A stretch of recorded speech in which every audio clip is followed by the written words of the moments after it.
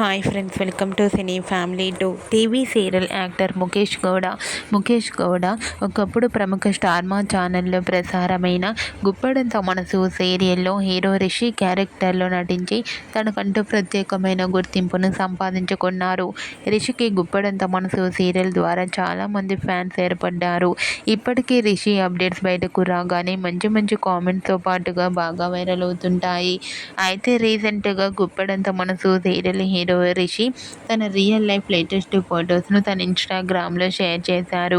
ఆ photos social మీడియాలో బాగా వైరల్ అవుతున్నాయి.